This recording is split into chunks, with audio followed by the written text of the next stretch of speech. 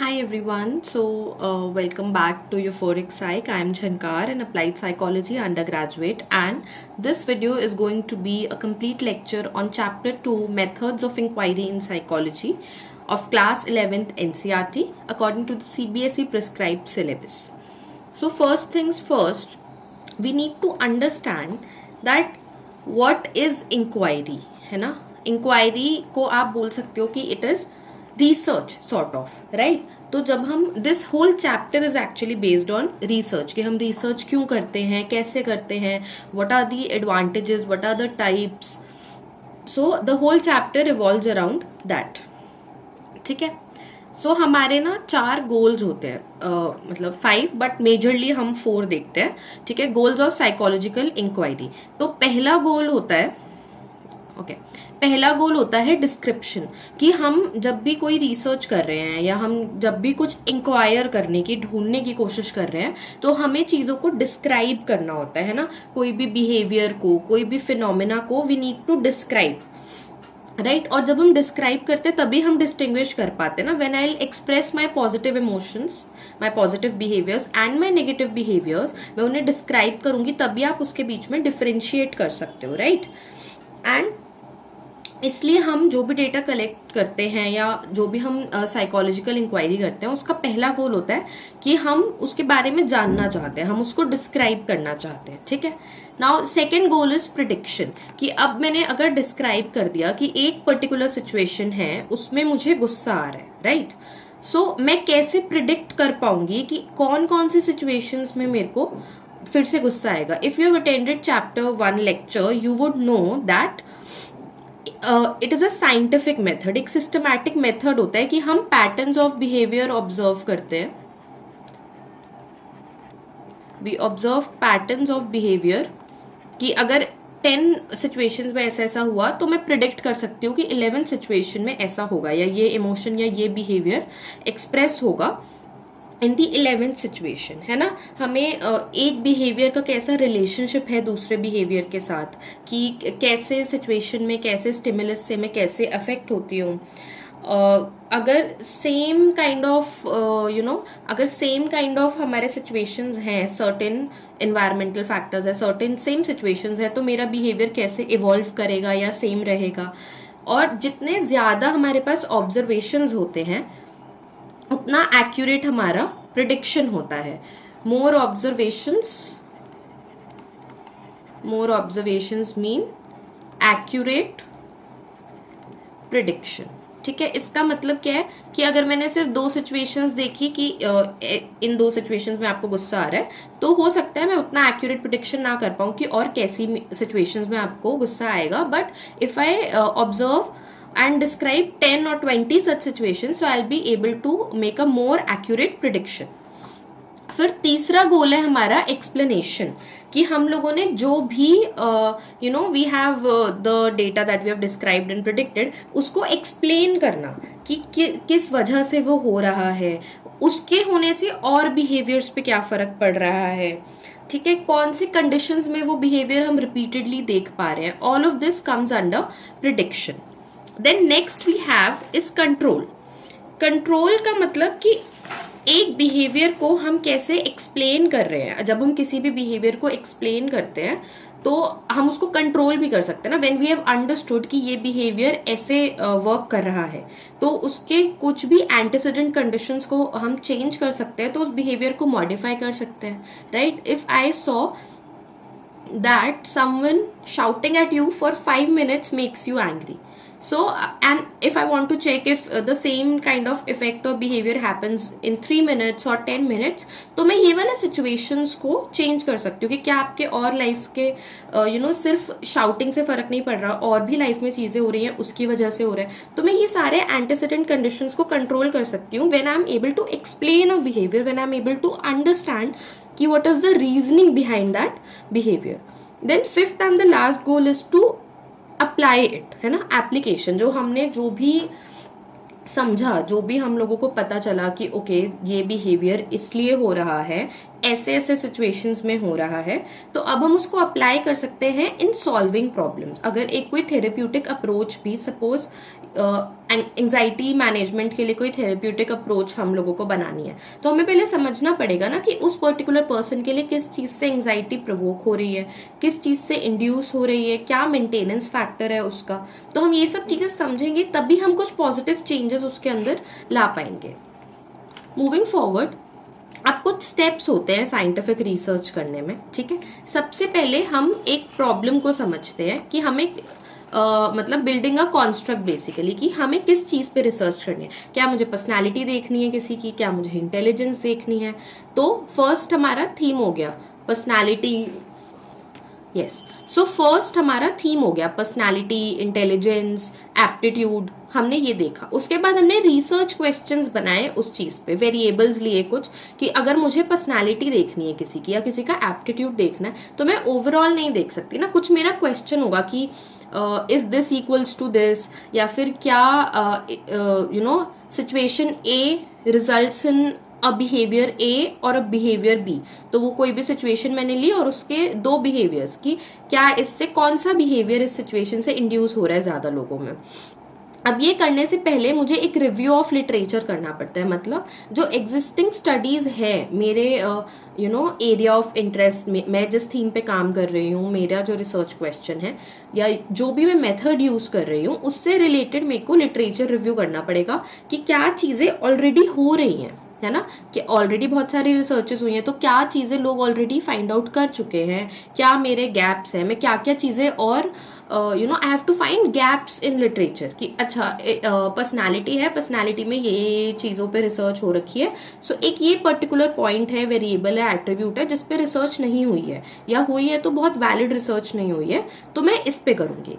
फिर हम एक हाइपोथेसिस बनाते हैं। हाइपोथेसिस होती है एक अजम्पशन, ठीक है। It is very important to understand what a hypothesis is. Hypothesis कोई भी अजम्पशन है, जैसे सपोज मैंने एक अपनी नल हाइपोथेसिस ले ली। नल हाइपोथेसिस को हम HO लिखते हैं, H0 और HO। सो नल हाइपोथेसिस मेरी हो गई कि a rise in studying hours leads to better results in students, कि आप जितना ज्यादा पढ़ रहे हो उससे ज्यादा, मतलब जितना ज्यादा आप पढ़ोगे उतना अच्छा आपका रिजल्ट आएगा। और मेरी एक ऑल्टरनेट हाइपोथेसिस हो गई कि आप ज्यादा पढ़ोगे तो आपका रिजल्ट कम आएगा, ठीक है। अकेडमिक्स बढ़ेंगे तो रिजल्ट बढ़ेगा। Let's take it study hours, है ना, स्टडी आवर्स बढ़ रहे हैं तो रिजल्ट बढ़ रहा है, और एक हमने ऑल्टरनेट ले ली कि स्टडी आवर्स बढ़ रहे हैं तो रिजल्ट कम हो रहा है, ठीक है। दो हाइपोथेसिस मैंने बना ली।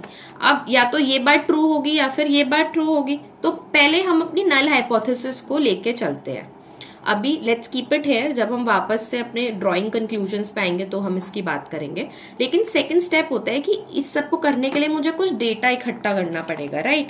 और जितना मैं डेटा इकट्ठा करूंगी, again more observations equal to more accuracy, तो जितना ज्यादा मेरे पास डेटा होगा उतना मेरा अच्छा रिसर्च होगा, उतना वैलिड और रिलायबल रिसर्च होगा। अब प्रोसीजर ऑफ डेटा कलेक्शन मैं कैसे करूंगी, मैं 1-on-1 इंटरव्यू लूंगी, मैं कोई क्वेश्चनेयर भरवाऊंगी, मैं ऑलरेडी जो डेटा इंटरनेट पे अवेलेबल है मैं उसी डेटा को यूज करके एक नया कोई मेथड यूज करके रिसर्च करूंगी, which is called secondary data. जब हम खुद से कलेक्ट करते हैं तो वो प्राइमरी डेटा, जब हम एग्जिस्टिंग डेटा को लेकर रिसर्च करते हैं that is called secondary data. फिर मेरे पार्टिसिपेंट्स कौन होंगे, ठीक है, कि मुझे 18 से 25 ईयर्स के लोगों में देखना है कि उनके एकेडमिक्स का या उनके करियर स्ट्रेस का उनकी पर्सनल लाइफ पे क्या अफेक्ट पड़ता है। मेथड्स, अगेन क्वेश्चनेयर भरवाऊंगी, प्राइमरी सेकेंडरी डेटा लूंगी, 1-on-1 इंटरव्यूज करूंगी, जो भी है। And then research tools. Research tools मतलब कि क्वांटिटेटिव रिसर्च करूंगी, क्वालिटेटिव करूंगी, या दोनों का मिक्स करूंगी, नंबर्स की फॉर्म में या डिस्क्रिप्शंस की फॉर्म में, SPSS यूज करूंगी या ANOVA यूज करूंगी। I know these are very big terms जो आप लोगों को अभी नहीं पता होंगी, बट जस्ट अंडरस्टैंड कि ये सब रिसर्च टूल्स होते हैं, ठीक है। जब भी हम कुछ फाइंड करते हैं तो हम उसको एक नंबर्स की फॉर्म में लिखना चाहते हैं, and these are all research tools, ठीक है। उसके बाद अब जब डेटा इकट्ठा हो गया, मुझे पता है मैं किस चीज पे स्टडी कर रही हूँ, तो मैं कुछ कंक्लूजन्स बनाऊंगी, डेटा को एनालाइज करूंगी। एनालाइज कैसे होगा डेटा, मैं देखूंगी क्या मेजॉरिटी क्या है। अब इसके लिए अगेन SPSS, अनोवा, बहुत चीज मतलब बहुत सारे टूल्स यूज होते हैं, बट बेसिक क्या है एनालिसिस का कि क्या चीजें कैसे होंगी। इस मतलब अगर किसी ने किसी क्वेश्चन में 10 में से 4 रेटिंग दी है, तो what does that mean, what does a 4 rating mean. तो मैं एनालाइज करूंगी अपने डेटा को ग्राफिकल फॉर्म में और स्टेटिस्टिकल मेथड्स यूज करके उसको रिप्रेजेंट करने की कोशिश करूंगी और अपने हाइपोथेसिस को वेरीफाई करूंगी। अब हम आ गए वापस हाइपोथेसिस पे। मतलब जब मैंने देख लिया पूरा डेटा, तो अब मुझे समझ आ जाएगा कि मेरी रिसर्च का कंक्लूजन क्या आया, कि स्टडी आवर्स बढ़ने से रिजल्ट बढ़ रहा है या स्टडी आवर्स बढ़ने से रिजल्ट कम हो रहा है बच्चों का। ठीक है, मान लो मेरी ये हाइपोथेसिस रिजेक्ट हो गई कि स्टडी आवर्स बढ़ने से रिजल्ट बढ़ रहा है, ऐसा प्रूव नहीं हो पाया मेरी रिसर्च में, तो मैं अपने ऑल्टरनेट हाइपोथेसिस पे आ जाऊंगी कि स्टडी आवर्स बढ़ने से रिजल्ट्स कम हो रहे हैं। लेकिन हम इसको हमेशा सच भी नहीं मान सकते, क्योंकि ऐसा भी हो सकता है कि स्टडी आवर्स और रिजल्ट्स में कोई मतलब नंबर ऑफ आवर्स और रिजल्ट्स में कोई रिलेशनशिप हो ही ना, राइट।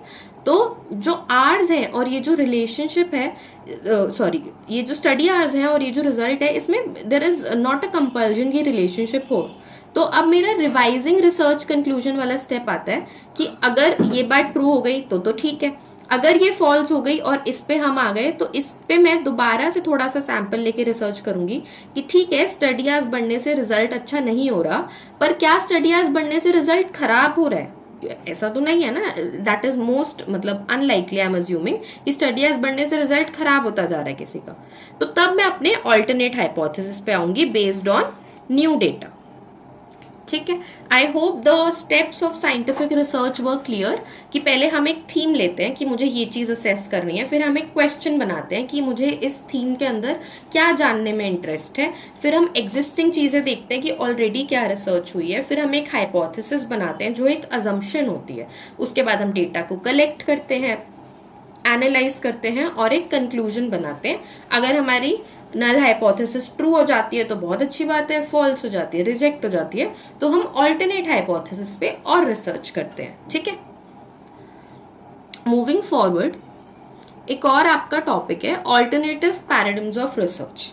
अब ह्यूमन बिहेवियर जो है वो बहुत प्रिडिक्टेबल है, ये हम बोल सकते हैं, क्योंकि जैसे हमने बोला कि हम अगर ज्यादा ऑब्जर्वेशंस करें तो हम प्रिडिक्शंस कर सकते हैं जो काफी हद तक एक्यूरेट होंगी। अब ये इंटरनल और एक्सटर्नल दोनों हो सकता है। इसका मतलब क्या है कि जो मेरा बिहेवियर है वो इंटरनली भी मैं कुछ चीजें इंटरनल लाइक मेंटल प्रोसेसेस की जब हम बात करते हैं, और एक्सटर्नल मतलब जो हमारा आउटवर्ड ओवर्ड बिहेवियर है वो उसको हम मेजर कर सकते हैं, ऑब्जर्व कर सकते हैं, कंट्रोल कर सकते हैं। ये तीनों क्या थे, हमारे गोल्स थे ना, कि यही तो हम करते हैं साइंटिफिक इंक्वायरी में, साइकोलॉजिकल इंक्वायरी में। अब 20th सेंचुरी तक साइकोलॉजी ने सिर्फ ओवर्ड बिहेवियर्स को देखा कि आउटवर्डली कोई कैसे एक्सप्रेस कर रहा है अपने इमोशंस को, अपने मेंटल प्रोसेसेस को, अपनी साइकोलॉजी को, आउटवर्ड बिहेवियर्स, ओवर्ड बिहेवियर्स जो हम देख सकते हैं, सिर्फ उस पर फोकस था। लेकिन अब क्या होने लगा है, because of all the developments and everything that is evolving, हम इंटरप्रेटिव मेथड पे आ गए हैं कि एक्सप्लेन और प्रिडिक्ट करने से ज्यादा इंपॉर्टेंट है कि हम समझें। साइकोलॉजिकल इंक्वायरी का एम ही है कि खुद को समझना अपने एक्सपीरियंसेस और इनसाइट से। अब हमारे एक्सपीरियंसेस और इनसाइट्स ओवर्ट तो नहीं होते, those are covert, those are internal, है ना। मैं देख के एक्सपीरियंसेस और इनसाइट्स नहीं बता सकती किसी के। तो अब साइकोलॉजिकल इंक्वायरी का एम कहाँ शिफ्ट हो गया है ज्यादा, खुद को समझना, सेल्फ को समझना with respect to our own experiences and insights. अब हमने जब बात करी कि हमें डेटा कलेक्ट करना पड़ता है, तो डेटा होता क्या है उसको डिटेल में पढ़ते हैं। ठीक है, डेटा मतलब इंडिविजुअल का बिहेवियर, एक्सपीरियंस या मेंटल प्रोसेस, ये तीन चीजें जो हम साइकोलॉजी की डेफिनेशन में भी पढ़ते हैं, राइट। तो हम इन्हीं के टर्म्स में ना, कि किसी अगर मैं कोई भी रिसर्च कर रही हूँ, इस चीज से आपके बिहेवियर पे क्या इफेक्ट आया, आपके एक्सपीरियंस से आपके बिहेवियर पे क्या इफेक्ट आया, या आपके बिहेवियर से आपका एक्सपीरियंस भी इन्फ्लुएंस हो सकता है, आपके मेंटल प्रोसेसेस मतलब इंटरनल इनसाइट्स। तो ये सब डेटा है। इन सब चीजों के बारे में जब हम इंफॉर्मेशन इकट्ठी करते हैं वो डेटा है।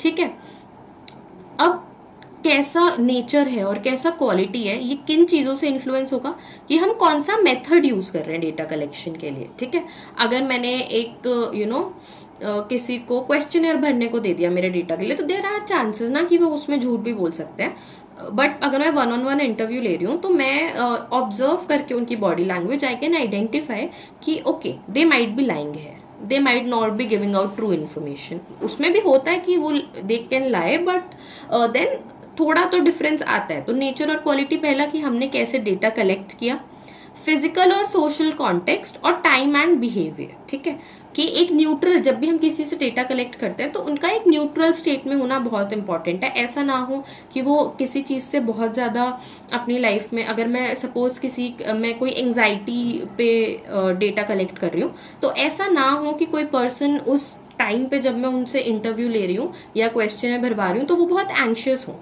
क्योंकि उससे मेरे रिजल्ट्स इन्फ्लुएंस होंगे। तो ये सब चीजों का ध्यान रखना होता है। अब अलग अलग डेटा क्या होते हैं, डेमोग्राफिक की बेसिक हम कलेक्ट करते हैं कि what is your name, age, gender, sex and stuff like that. फिर हम फिजिकल कलेक्ट करते हैं, ठीक है, कि are you lying in that physiological category जिसपे हम रिसर्च करना चाहते हैं। उसके बाद साइकोलॉजिकल की जो भी हम इंटरेस्ट, एप्टीट्यूड, वैल्यूज, पर्सनालिटी जिस पे भी हम कर रहे हैं। ठीक है, अब क्या क्या मेथड्स होते हैं डेटा कलेक्शन के जो हम इतनी देर से बात कर रहे हैं। पहला है ऑब्जर्वेशनल मेथड, मतलब किसी को ऑब्जर्व करके। एक्सपेरिमेंटल मतलब या तो लेबोरेटरी एक्सपेरिमेंट या नेचुरल सेटिंग में एक्सपेरिमेंट करके। कोरिलेशनल रिसर्च मतलब दो वेरिएबल्स के बीच में डायरेक्शन असेस करना, सर्वे करना, साइकोलॉजिकल टेस्टिंग करना या किसी पे केस स्टडी करना। ये बहुत ब्रॉडर टर्म्स में मैंने समझाया है, but will look into detail for each of these methods. ठीक है, let's start with observational method. ठीक है, सो फर्स्ट है हमारा ऑब्जर्वेशनल मेथड। ठीक है, सबसे पहले ये समझो कि जो साइंटिफिक ऑब्जर्वेशंस होती है वो डे टू डे ऑब्जर्वेशन से बहुत डिफरेंट होती है। उनके तीन गोल्स होते हैं बेसिकली, कि हमें सेलेक्ट करना है कि हमें किसे ऑब्जर्व करना है, फिर हमें उन्हें ऑब्जर्व करना है विच मीन्स रिकॉर्डिंग, और फिर हमें उस ऑब्जर्वेशन को एनालाइज करना है। अब नेचुरलिस्टिक और कंट्रोल्ड ऑब्जर्वेशन मतलब नेचुरल मतलब रियल लाइफ सेटिंग में कोई कंट्रोल नहीं हो रहा, हम कोई चीज को मैनिपुलेट नहीं कर रहे हैं। होम्स में कर लिया, स्कूल्स में कर लिया, हॉस्पिटल्स में कर लिया। वेयरएज कंट्रोल्ड होती है कि कुछ कुछ इररेलेवेंट फैक्टर्स जिनसे मेरे को फर्क नहीं पड़ता, मुझे नहीं ऑब्जर्व करने वो फैक्टर्स, लेकिन जैसे नॉइस।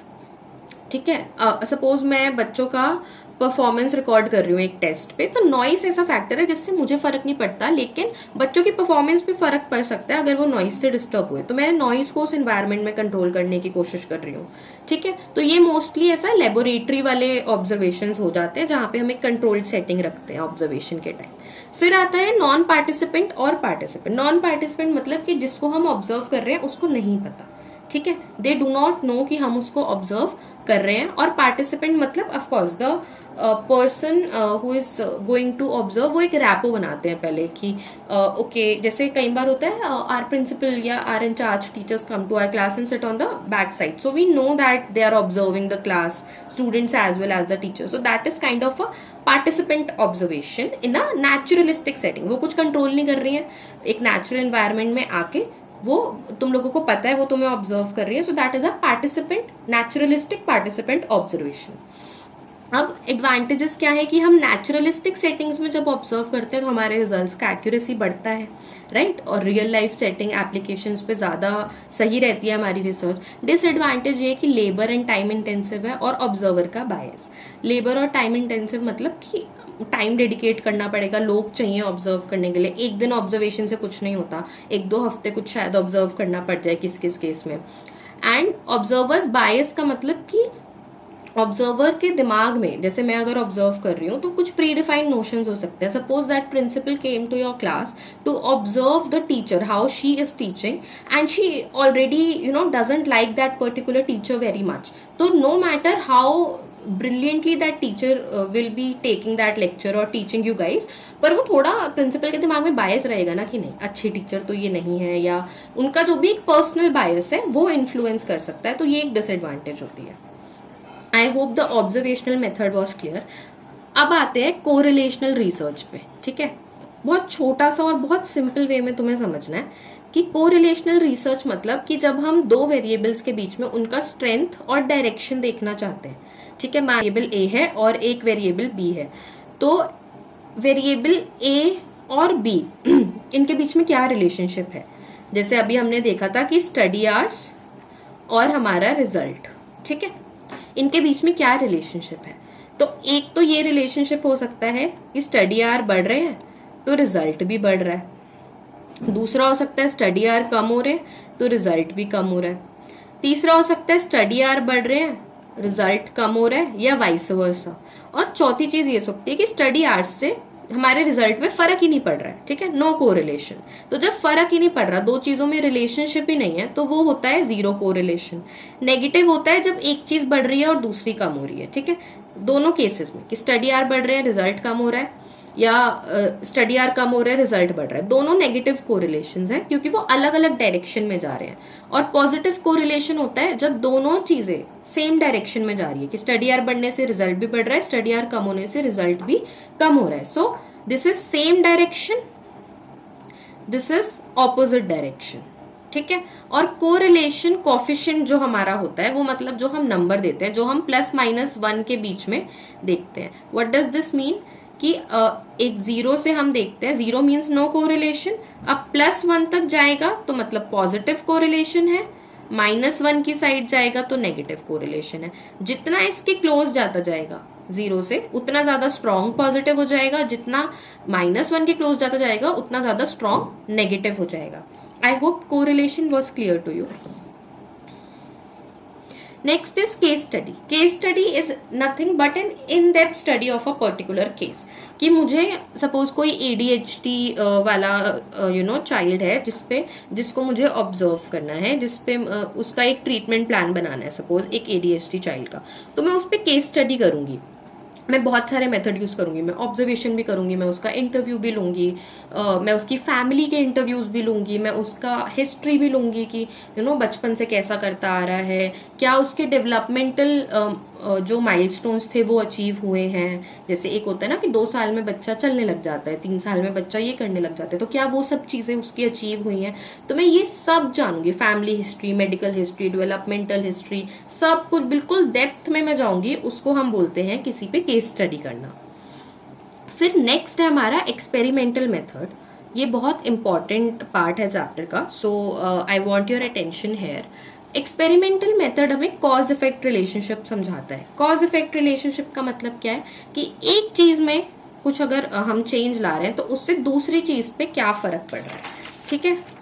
तो हम ये समझते हैं, जैसे कोरिलेशन में क्या था, हमें पता चल रहा था कि कितना चेंज आ रहा है, किस डायरेक्शन में आ रहा है। एक्सपेरिमेंटल मेथड वो नहीं करता, वो सिर्फ कॉज इफेक्ट बताता है कि ये चीज चेंज होने से ये चीज हो रही है, ठीक है। जैसे कि स्टडी आवर्स चेंज होने से रिजल्ट चेंज हो रहा है, वो नहीं बताएगा बढ़ने से बढ़ रहा है, कम होने से, वो बस बोलेगा कि अगर आपके स्टडी आवर्स ऊपर नीचे होते हैं तो उससे आपका रिजल्ट भी ऊपर नीचे होता है, ठीक है। अब ये जो स्टडी आवर्स है, ये जो हमारे व्हाट आई सेड रिजल्ट है, ये सब हमारे वेरिएबल्स है, ठीक है। तो वेरिएबल क्या है, कोई भी ऐसा स्टिमुलस जो वेरी कर सकता है ना, क्योंकि हर उसमें मेरा वेरिएबल डिफरेंट हो सकता है, उसकी कोई फिक्स्ड वैल्यू नहीं है, और उसको हम मेजर कर सकते हैं। तो 3 टाइप के वेरिएबल्स होते हैं। इंडिपेंडेंट वेरिएबल, इंडिपेंडेंट वेरिएबल वो होता है जो हम मैनिपुलेट, जो एक्सपेरिमेंटर है वो मैनिपुलेट करता है या चेंज करता है, ठीक है। डिपेंडेंट वेरिएबल वो होता है जिसमें चेंज आता है इंडिपेंडेंट वेरिएबल को चेंज करने से। और एक्सट्रानियस वेरिएबल्स होते हैं जो डिपेंडेंट वेरिएबल को इन्फ्लुएंस तो करेंगे लेकिन मेरे को इंटरेस्ट नहीं है वो पढ़ने में, वो एक्सट्रेनियस है। बहुत सिंपल एग्जाम्पल से समझते हैं। मान लो कि मैं एक्सपेरिमेंटर हूं और मुझे एक प्लांट की ग्रोथ पे मैं एक्सपेरिमेंट कर रही हूँ कि सनलाइट का कितना फर्क पड़ता है एक प्लांट की ग्रोथ पे, ठीक है। तो वो जो प्लांट की ग्रोथ है, ये जो मेरा प्लांट है, इस प्लांट की ग्रोथ जो है ये डिपेंडेंट वेरिएबल है। ये किस चीज पे डिपेंड कर रहा है, सनलाइट पे। ये मेरा इंडिपेंडेंट वेरिएबल है। क्यों है, क्योंकि मैं सनलाइट का एक्सपोजर जो है प्लांट के लिए वो कम या ज्यादा कर सकती हूँ ना। मैंने अंदर रख दिया, मैंने विंडो के पास रख दिया, मैंने बाहर जाके रोड पे रख दिया, तो ये मैं मैनिपुलेट या चेंज कर रही हूँ और इससे इस पे फर्क पड़ रहा है। अब एक्सट्रेनियस वेरिएबल्स क्या है, सॉइल, कितना पानी जा रहा है उसको, कितने उसको न्यूट्रिएंट्स मिल रहे हैं, उसका मेन्योर, उसका फर्टिलाइजर, ये सब कैसा है, ये सब एक्सट्रेनियस वेरिएबल्स हैं। अब ये एक्सट्रेनियस वेरिएबल्स मेरे डिपेंडेंट वेरिएबल को इन्फ्लुएंस कर रहे हैं, ठीक है, मेरी प्लांट की ग्रोथ पे फर्क पड़ेगा ना, सॉइल का भी पड़ेगा, वाटर का भी पड़ेगा, न्यूट्रिएंट का भी पड़ेगा, लेकिन मैं उसको समझने में इंटरेस्टेड नहीं हूँ, मुझे सिर्फ सनलाइट का फर्क देखना है। तो मेरे लिए सॉइल, न्यूट्रिएंट्स, वाटर, ये सब एक्सट्रेनियस वेरिएबल्स हैं। ठीक है, आई होप ये क्लियर था, बिकॉज ये बहुत फाउंडेशनल चीज है जो आप लोगों को समझ आनी चाहिए। देन हम नेक्स्ट टॉपिक हमारा होता है दो हम ग्रुप्स में करते हैं एक्सपेरिमेंट। एक्सपेरिमेंटल ग्रुप मतलब जिसपे हम रिसर्च कर रहे हैं, ठीक है, जिसपे हम समझना चाहते हैं। और कंट्रोल ग्रुप होता है एक कंपैरिजन ग्रुप, जहां पे मेंबर्स को पता होता है कि इंडिपेंडेंट वेरिएबल में मैनिपुलेशन है। ठीक है, मतलब अगर मैं किसी चीज पे एक्सपेरिमेंट कर रही हूँ तो मेरे को एक न्यूट्रल सेटिंग भी चाहिए ना उसके लिए, कि मैं किससे कंपेयर करूंगी इसको। अगर मेरे रिजल्ट्स आए, सपोज मेरा रिजल्ट आया कि हाँ सनलाइट से प्लांट पे फर्क पड़ रहा है ग्रोथ में, ठीक है, तो अब मुझे क्या पता और प्लांट्स पे पड़ता है या नहीं पड़ता, कितना पड़ता है, क्या होता है। तो मैं कंट्रोल्ड ग्रुप मतलब एक प्लांट में ऐसा रखूंगी जिसमें मैं बिल्कुल सनलाइट का एक्सपोजर दूंगी ही नहीं, तो मेरे को समझ आएगा कि ओके कितना फर्क पड़ रहा है। तो वो हमारा कंट्रोल ग्रुप हो गया। एक्सपेरिमेंट्स होते हैं, या तो हम फील्ड एक्सपेरिमेंट करते हैं जो नेचुरल सेटिंग में हो रहा है, तो उससे हम ज्यादा एक्यूरेट रिजल्ट्स ले पाते हैं क्योंकि हम कुछ भी मैनिपुलेट या कंट्रोल नहीं कर रहे हैं, और वो पर टाइम कंज्यूमिंग और एक्सपेंसिव होता है थोड़ा। दूसरा होता है क्वासी एक्सपेरिमेंट जो हम लेबोरेटरी में करते हैं।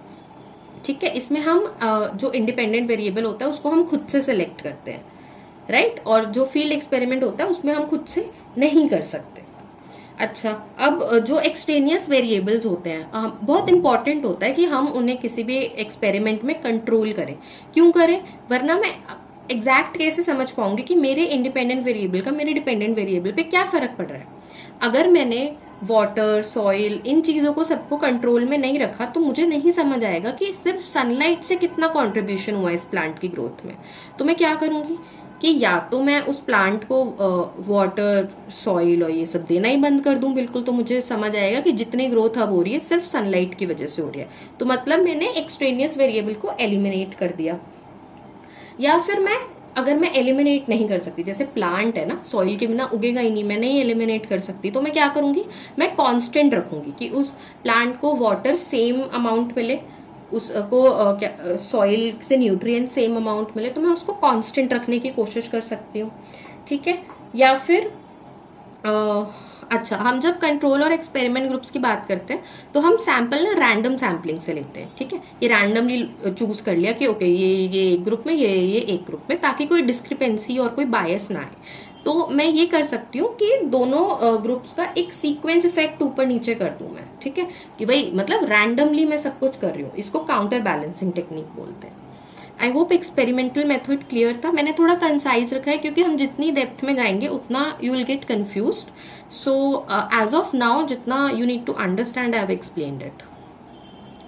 फिर है सर्वे रिसर्च। सर्वे रिसर्च हम पर्सनल इंटरव्यू से कर सकते हैं। ठीक है, स्ट्रक्चर्ड और स्टैंडर्डाइज्ड में क्या फर्क होता है, स्ट्रक्चर्ड और अनस्ट्रक्चर्ड में क्या डिफरेंस होता है। स्ट्रक्चर्ड मतलब जब मैं इंटरव्यू लेने बैठी हूँ, मेरे पास एक सेट ऑफ क्वेश्चंस है, मैं लैंग्वेज भी ज्यादा नहीं बदल सकती। जैसे टीवी इंटरव्यूज कई बार होते हैं वो स्ट्रक्चर्ड होते हैं, यू हैव पर्टिकुलर क्वेश्चंस, आपको वही अपने गेस्ट से पूछने होते हैं। अनस्ट्रक्चर्ड या नॉन स्टैंडर्डाइज मतलब कि मैं ऑन द स्पॉट जैसी मेरे को वाइब आ रही है, जो मुझे लग रहा है पूछना ठीक है, मैं अपनी मर्जी से पूछ रही हूँ, मेरे पास कोई लेआउट नहीं है उस इंटरव्यू का। तो इंडिविजुअल टू इंडिविजुअल हो सकते हैं, जैसे गेस्ट वगैरह आते हैं न्यूज शोज पे, media interview. Individual to group भी हो सकते हैं, ग्रुप टू इंडिविजुअल हो सकते हैं, प्रेस कॉन्फ्रेंसेस वगैरह जैसे होती है। ग्रुप टू ग्रुप भी, जैसे प्रेस कॉन्फ्रेंसेस में अगर पैनल बड़ा है या scenarios like those. Questionnaire surveys होते हैं कि आपने एक क्वेश्चनियर भेजा और उस पर आपने मतलब कॉमन है, सिंपल है, लो कॉस्ट है, और सेल्फ रिपोर्ट है कि जो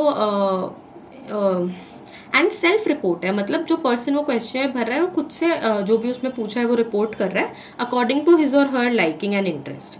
डिसएडवांटेज इसलिए क्योंकि there is a possibility that the person who is filling the question might lie, might report a false answer, या अगर बहुत बड़ा है तो कुछ क्वेश्चंस के बाद वो बोर होकर कुछ भी टिक करने लग जाएगा ऐसे। ओपन और क्लोज एंडेड क्या होता है, ओपन एंडेड मतलब एक सब्जेक्टिव क्वेश्चन मैं पूछूं how was your day, that is an open ended question, आप बताओ आपका दिन कैसा था। क्लोज एंडेड क्वेश्चन होता है येस और नो, जैसे मैं पूछूं did you have a good day, yes और नो, तो आपको उसमें से ही बताना है। This is open ended and close ended का डिफरेंस। क्वेश्चनर सर्वे दोनों ही टाइप के हो सकते हैं, मिक्स्ड भी हो सकते हैं.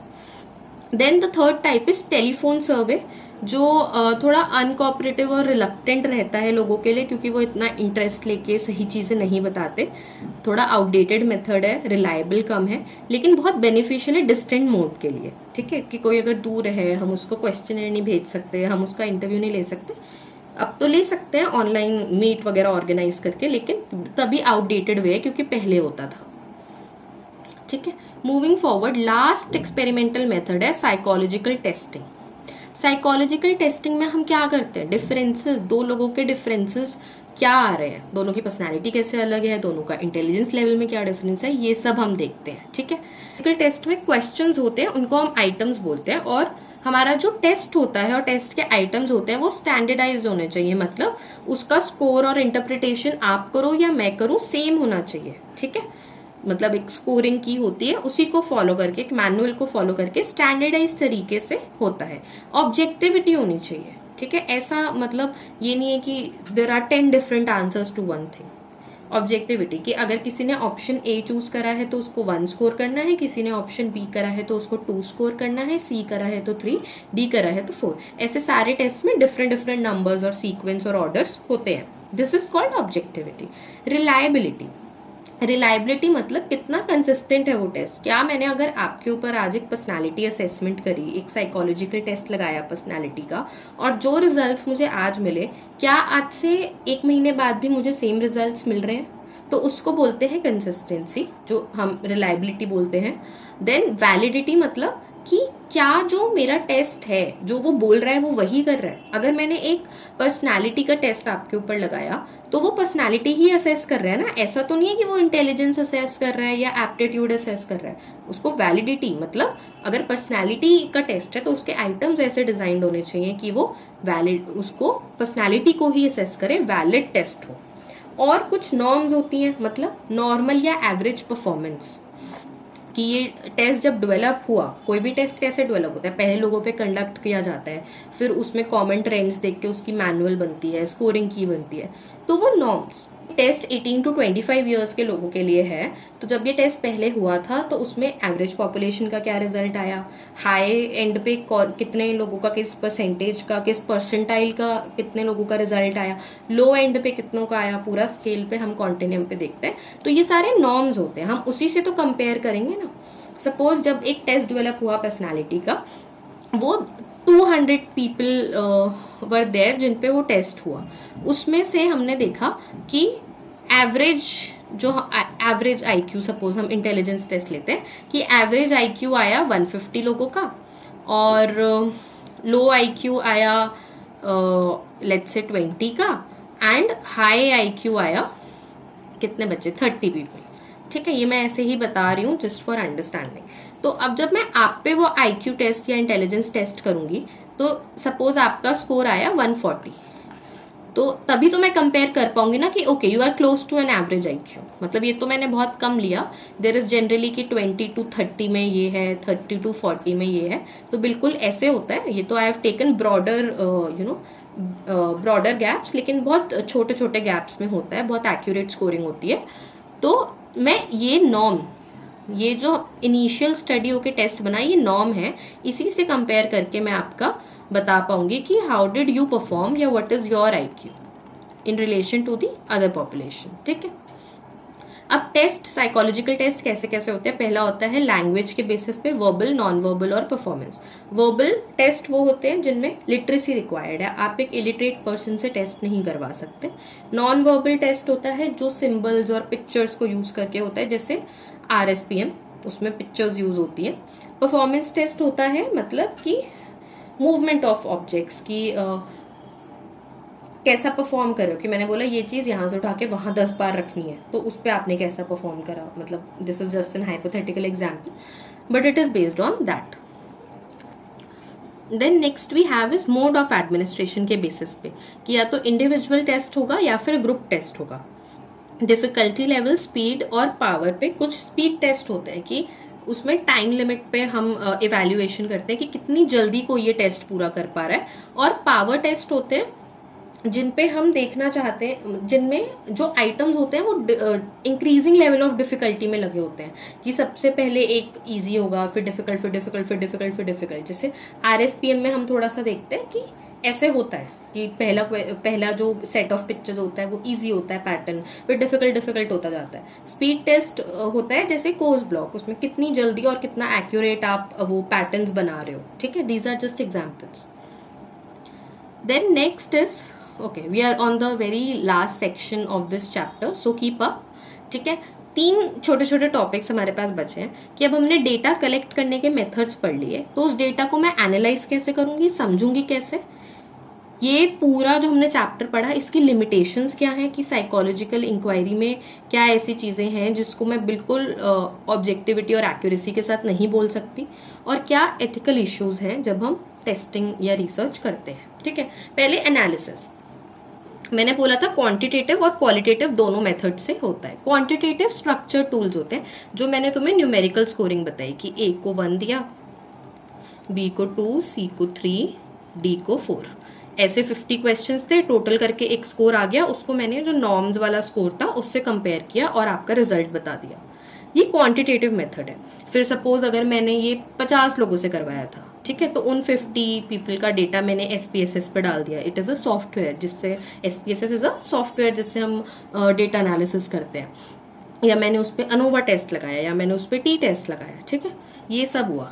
अब क्वालिटेटिव मेथड है जब हम मीनिंग और डिस्क्रिप्टिव डेटा पे करते हैं, जब हम ज़्यादा ओपन एंडेड क्वेश्चंस पूछते हैं ना, तो वो क्वालिटेटिव मेथड होता है। इसमें कोई स्कोर्स या स्टेटिस्टिक्स नहीं होती है। Methods are mostly a complementary method to quantitative ones, ठीक है। बस इतना ही समझना है, बहुत डेप्थ में जाने की जरूरत नहीं है। Do not confuse yourself. Limitation है lack of true zero point. True zero point क्या होता है, जो चीज जीरो हो सकती है। जैसे मैं अगर किसी चीज का वेट कर रही हूँ, तो वेट में है ना ट्रू जीरो पॉइंट। अगर एक वेइंग स्केल है, उसमें मैंने कुछ भी नहीं रखा तो वो जीरो है। लेकिन क्या मैं बोल सकती हूँ किसी का IQ जीरो है, किसी की इंटेलिजेंस जीरो है? ऐसा नहीं हो सकता, क्योंकि intelligence is a multi faceted concept, right. तो इंटेलिजेंस के अंदर जो भी चीजें आ रही हैं, हो सकता है कि कोई मैथमेटिकल इंटेलिजेंस या रीजनिंग में लो हो, लेकिन उसका स्पेशल बहुत अच्छा हो। ऐसे बहुत सारे सेगमेंट्स होते हैं ना, कि कोई, हम बोलते हैं कि कोई भी बेवकूफ नहीं होता है, राइट। अगर कोई पढ़ने में अच्छा नहीं होता तो वो और किसी चीज में अच्छा होता है। मतलब इंटेलिजेंस जीरो तो नहीं हो सकती ना। तो जो भी साइकोलॉजिकल कॉन्सेप्ट्स होते हैं उनका कोई ट्रू जीरो पॉइंट नहीं होता। एप्टीट्यूड, इंटरेस्ट, वैल्यूज, ये सब चीज़ों में कुछ ना कुछ लेवल ऑफ सिग्निफिकेंस होता है, कभी भी ट्रू जीरो नहीं हो सकती ये चीज़ें। तो ये एक लिमिटेशन है। फिर relative nature of tools. Relative nature of tools का मतलब क्या है, कि एक दूसरे के कंपैरिजन में जब हम चीज़ें पढ़ते हैं, या हम जब एक दूसरे के रिलेशन में पढ़ते हैं, तो उससे कई बार ऐसे इफेक्ट्स आ जाते हैं हमारे वेरिएबल्स पे उस रिसर्च को करते हुए, जो अनवांटेड होते हैं, या जो हमारे रिजल्ट्स को सिग्निफिकेंटली इम्पैक्ट करते हैं, ठीक है। फिर सब्जेक्टिव इंटरप्रिटेशन, हमने जैसे क्वालिटेटिव डेटा इकट्ठा करते हैं तो कोई स्कोरिंग की नहीं होती है ना, तो अपने हिसाब से जो समझ आया उसका इंटरप्रिटेशन करते हैं, तो उतना एक्यूरेसी नहीं हो पाएगा। मतलब there are methods to evaluate qualitative data, लेकिन थोड़ा सब्जेक्टिव इंटरप्रिटेशन होता है, ठीक है। Coming to the very last topic of this chapter which is ethical issues, ठीक है। मेरे को करना है डेटा कलेक्ट। अब लोग चाहिए उसके लिए। सबसे पहली चीज, लोगों का वॉलेंटरी पार्टिसिपेशन होना चाहिए। मैं किसी को फोर्स नहीं कर सकती कि नहीं मेरा क्वेश्चनेयर भरो बैठ के। I can not do that, that is not ethical. फिर इन्फॉर्म्ड कंसेंट, कि उनको पता होना चाहिए कि उस जो वो रिसर्च है वो किस लिए हो रही है, उसका क्या यूज है, उस डेटा को कैसे यूज किया जाएगा। अगर वो इस चीज में पार्टिसिपेट कर रहे हैं तो उनके उनके क्या एडवांटेजेस हैं, क्या डिसएडवांटेजेस हैं उनके लिए, पार्टिसिपेंट के लिए। फिर डीब्रीफिंग। कई बार क्या होता है, हम रिसर्च से पहले नहीं बता सकते एग्जैक्ट मोटिव क्या है, क्योंकि उससे हमारे रिजल्ट्स इन्फ्लुएंस हो सकते हैं, ठीक है। मैंने किसी को बोला मैं आपकी इंटेलिजेंस असेस कर रही हूँ, तो हो सकता है ना वो बहुत स्मार्ट बनने के लिए कुछ कुछ अलग अलग मार्क कर दे क्वेश्चनेयर में। तो ऐसे केसेस में क्वेश्चनेयर्स और डेटा लेने के बाद डीब्रीफिंग की जाती है कि अच्छा हमने इसलिए ये सब करवाया था और इसका ये पर्पस है और इसका ये यूज होगा। Sharing of results. जब हमने स्कोरिंग करी, एनालिसिस करा, तो it is the participants right to know the results. फिर कॉन्फिडेंशियलिटी, कि जो भी आपने डेटा लिया वो उसका सोर्स हम कहीं पे भी लीक नहीं कर सकते। मैं कहीं पे भी ये नहीं लिख सकती हूँ कि मैंने इस सिटी में इस एड्रेस पे रहने वाले इस एज के इस XYZ नेम के पर्सन से ये डेटा इकट्ठा करा है और उसकी इंटेलिजेंस इतनी आई है। हम ये नहीं कर सकते। हम सोर्स ऑफ इंफॉर्मेशन या सोर्स ऑफ डेटा को नहीं बता सकते, उसे हमें कॉन्फिडेंशियल रखना होता है ताकि हमारे जो रिजल्ट्स हैं वो ट्रू रहे और लोग इन्फ्लुएंस ना हो। जब उन्हें पता होगा कि चीज़ें कॉन्फिडेंशियल हैं तो वो सच बोल पाएंगे। ठीक है, all right, and with that we come to the very end of this chapter. I hope it was helpful. If you have any doubts, please feel free to ask in the comments, and if you want this PPT, it is linked in the description box of this video. If you want handwritten notes, the link is in the description. If you want to join live classes, that link is also in the description. And with that, I'll see you next time with chapter number 4 of class 11th, because chapter 3 syllabus se cut ho rakha hai. So I'll see you with chapter 4 of class 11th. Until then, bye bye and take care.